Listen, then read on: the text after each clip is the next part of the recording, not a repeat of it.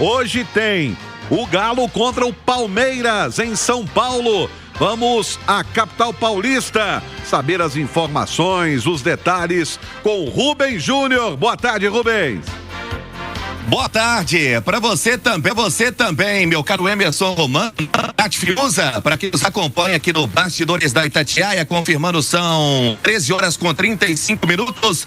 A Itatiaia volta a falar de o Atlético às 5:30 da tarde contra esse Palmeiras, né, Romano, que já teve pela manhã a concretização da negociação do Richard Rios, o colombiano, que vai para o Benfica. Uma bolada, 30 milhões de euros. O Palmeiras negociando o colombiano. E é esse Atlético que entra em campo contra o Palmeiras para tentar voltar a vencer no Campeonato Brasileiro.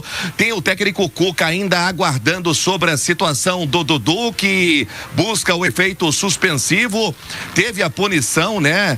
Por 6 jogos. Estamos na apuração também em conjunto com o nosso Wellington Campos, diretamente do Rio de Janeiro, mas ainda não saiu o efeito suspensivo. Até o momento, 1h36. Dudu não vai para o jogo. E para a vaga dele, muito provavelmente, Igor Gomes será o escolhido. Ele que um bom segundo tempo no meio de semana pela Copa Sul-Americana. Mas seguimos, Romano, até porque o Atlético e também toda a sua comissão técnica aguarda, quem sabe, esse efeito para que o Dudu possa reencontrar o Palmeiras nesta tarde, noite fria aqui em São Paulo, Romano. Pois é, ô Nath, que baita desfalque o Palmeiras vai ter para encarar o Atlético, hein? É, a ausência do Richard Rios, né? Inclusive, Romano, é uma perda técnica pro Palmeiras, né? O substituto deve ser o Evangelista ali no meio-campo. Mas, assim, que venda do Palmeiras, né?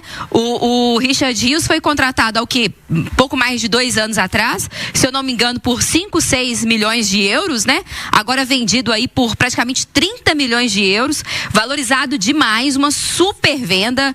É um jogador muito qualificado, que se destacou rapidamente pelo Palmeiras, é um jogador de seleção, né? Obviamente isso tudo pesa, e é um jogador que teve um desempenho muito legal no Mundial de Clubes, agora recentemente nos Estados Unidos, né? E isso com certeza contribuiu aí para sua valorização. Nath. O Benfica, inclusive, que estava lá também envolvido, né, Rubens? E de olho no Richard Rios. Pois é, você falava sobre o valor da negociação, né, que chama muita atenção realmente. Ele que foi contratado em 2023, o valor, pelo menos inicialmente informado, foi de 7 milhões de reais. Então, o Palmeiras aí em 2 anos tendo um baita lucro com a negociação do Richard Rios. Então é mais ainda do que eu imaginei, porque eu achei que ele tinha sido comprado por 7 de euros.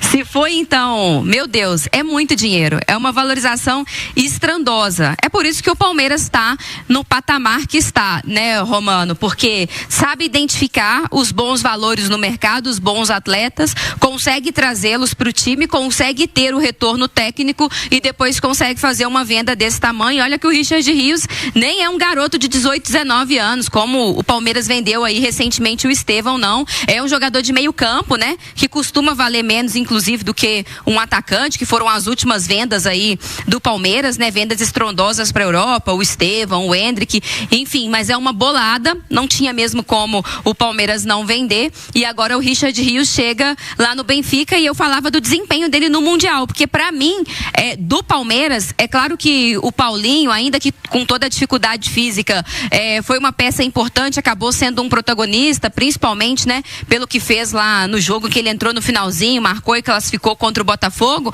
mas para mim o jogador mais regular do Palmeiras em toda a competição foi o Richard Rios, e agora valorizado. Mas é uma perda importante, mas a principal preocupação do Palmeiras é o setor ofensivo. É um time que tem muita dificuldade para marcar gols, em especial como mandante. Enquanto os principais concorrentes do Palmeiras, pensando ali a parte de cima da tabela, figuram entre os melhores ataques do torneio, o Flamengo, o Cruzeiro, o Bragantino, o Palmeiras tem um dos piores ataques da competição, tá lá embaixo. O Palmeiras é o segundo pior mandante do brasileiro, É pior só do que o Sport, que não venceu nenhuma partida até aqui no campeonato. O Palmeiras não venceu nenhum jogo no Allianz Parque ainda. Ele tem 2 vitórias em 2 clássicos contra Corinthians e São Paulo, mas jogos disputados lá na Arena Barueri, que é a segunda casa do Palmeiras, digamos assim.